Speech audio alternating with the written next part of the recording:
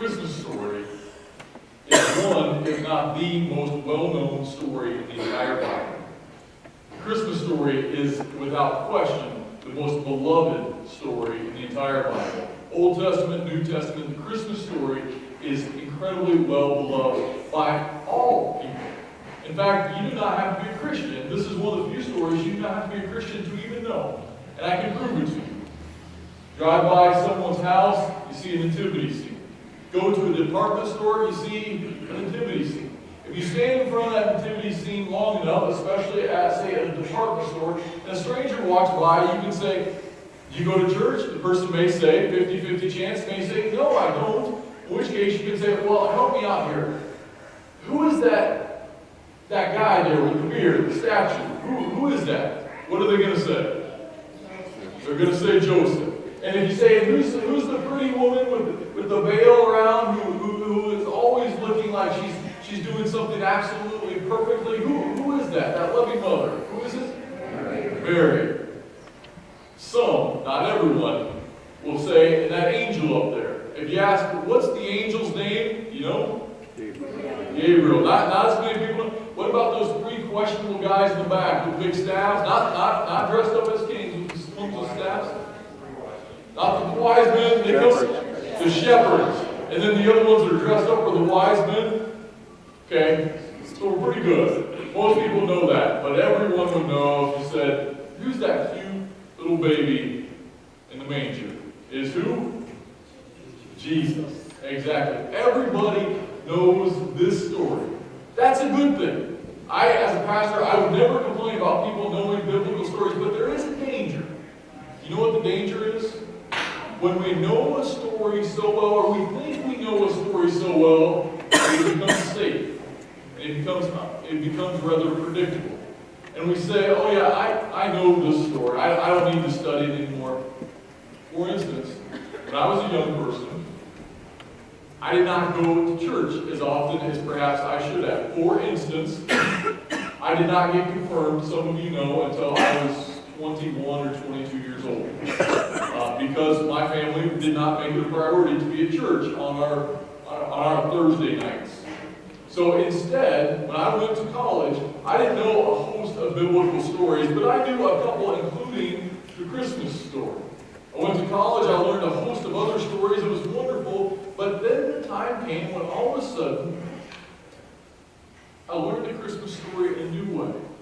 And I remember the exact moment. Most of the biblical stories I cannot tell you when all of a sudden they became more meaningful to me, but the Christmas story I can.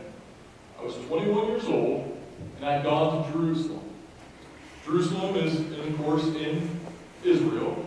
I'd gone as, it was my junior year of college, and I had gone with, 30 or 40 other people from Wartburg College. We went to Israel for class. We were going to learn about the history of the land and all of this, see all the religious sites, and we were going to dig in the sand for 3 weeks and dig up all the important discoveries. We didn't find anything of importance, but that's what we planned to do. We went, and for the first week and a half, we went to the city of Jerusalem, the city of kings, the city of God. We went to Jerusalem and we looked at all these churches. Now, the thing about churches in the Holy Land is most of them are not actually congregations anymore. People don't worship there. They're more like museums. Now, I'm a little embarrassed to admit because if I were to go back now, I would take notes, I would snap pictures, I would really enjoy it. But when I was 21, and going to look after museum after museum after museum, I became pretty bored pretty fast. And the one thing about Israel is wherever Jesus did anything, there's a church built. So this is the place where Jesus called Peter to go to church there. This is the place where Jesus came ashore. They built a church there. This is the place where Jesus died. They built a church there. This is the other place where they say Jesus died. They built a church there. One of them is free. One of them costs you money to get into. You can figure out which one is probably historically helpful or not. Every place you go to, there's a different church. And after about a week and a half of going to these museums, I was done.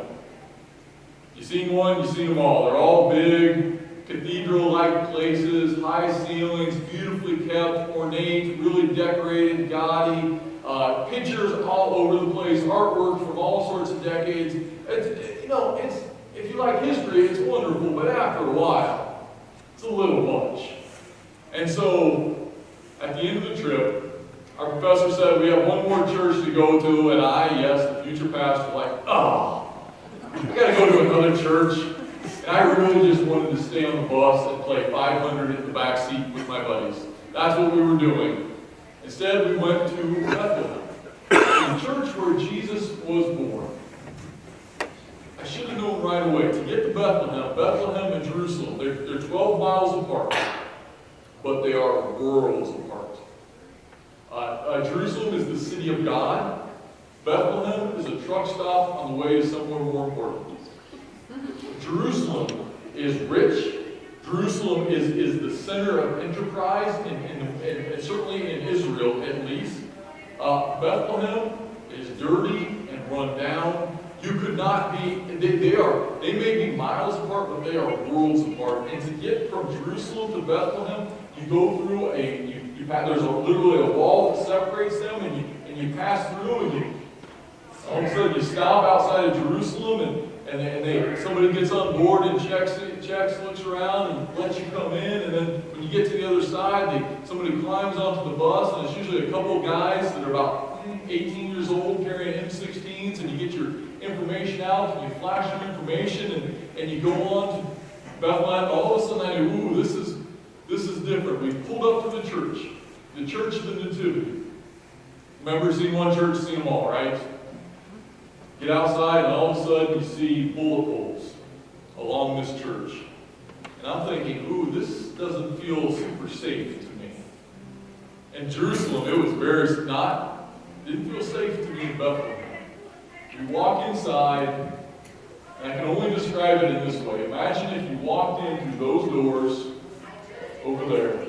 You walked into a building with no pews, cracked floors, cobwebs in the ceiling.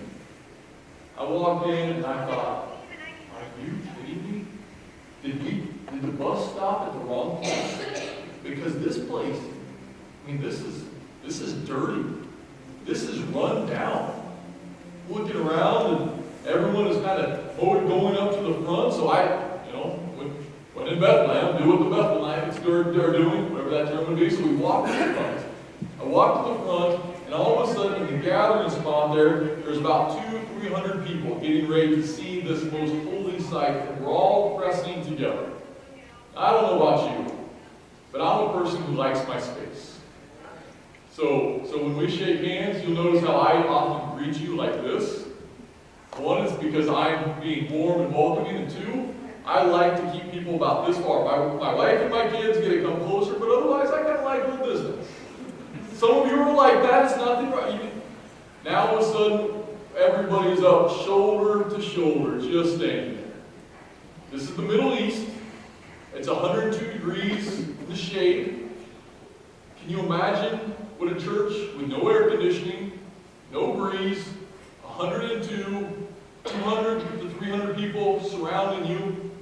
Can you imagine how that smells? It's not good. Not good at all. And then I see where we're going. Most churches in the Middle East are built upon, if there's a holy site is here, a church was built on top of it, and then later another church, and 400 years later another church, and so we have to go down to see this precious site. Only in this place, at least in Bethlehem, it wasn't like this in Jerusalem, but when you go down in Bethlehem, it looks like a little cave. A little cave for people who are 5'4", which is fine if you're 5'4", but I'm not. So now all of a sudden, I'm getting up there and I got people I do not know crushed into me. It smells, and I got to bend down to walk down into the steps, and these steps are about 2 inches too short because my feet do not fit on them completely. One of the lights is gone out, so it's dark walking down. We get about 2 flights down, another light is flashing, so I've got this strobe light, and I'm thinking, this smells bad, this is uncomfortable, this place feels dangerous. What in the world are we doing here? It gets worse. Other people would tell you who've been there who say, but when you get to the grotto, it's really worth it, isn't it? The grotto, at the very bottom, is this beautiful, ornate, really monument to the birth of Jesus. We get down to the bottom. The grotto is under construction. There's tarps over all these beautiful, ornate things. There's pictures of what they normally would look like that are about this big. There's just pictures there. So now we're down in this basement where the ceiling feels like it's about up to, about 2 inches above my head. I'm feeling claustrophobic. It smells terrible. And I look over and there's one thing you get to see. One slab of marble, a couple of decorations next to it, behind glass. It's the place where Jesus is thought to have been born. So you go, you look at it, and I don't mean to be sacrilegious because it should be a moving experience, but when you have people who are kind of pushing you out of the way, when you're smelling all these things, you can't really stop and say a prayer, so instead you just get mad and say, I'm out of here, and you start walking up the steps. And I'm walking up the steps to this place where Jesus is born, and here's what I'm thinking. This place is dark. This place is dangerous. This place is smelly. I can't imagine why in the world God would be born in a place like this. Which is exactly the point of the Christmas story. The Christmas story, because it becomes so familiar, we see Mary and we see Joseph and we see perfect baby Jesus who never cries in this lovely manger, and it becomes very safe. Here's what the Christmas story really is. Jesus, God's only Son, God in the flesh, this is where he goes to. He goes to Bethlehem, not Jerusalem. Jerusalem is the city of kings. Jesus is the King of kings and Lord of lords. He could have been born in Jerusalem. Instead, he chooses to be born in little, dirty Bethlehem. Jesus could have been surrounded by royalty or religious leaders. Instead, his first visitors are shepherds, smelly, underhanded shepherds. Jesus could have been born anywhere in the world. Instead, he chooses to be found in this dark, smelly, dangerous place. And that, friends, is everything we need to know about God. Why I say that? Because some of you this week, 8th graders especially, know what I'm talking about. I've had a terrible, terrible week. Adults, if you don't know what I'm talking about, one of the young people this week from Red Wing died. A young man named Logan. His funeral will be tomorrow at the Covenant Church. When we experience things like that, when we experience the death of classmates or friends, when as adults we look at the death of children, it is overwhelming. And we wonder, how in the world, how could this happen? And more frankly, we say, God, where are you at in the midst of this? How in the world That's why the Christmas story is so important. It is easy to find God when we're at the top of the mountain. It is easy to find God when life is great.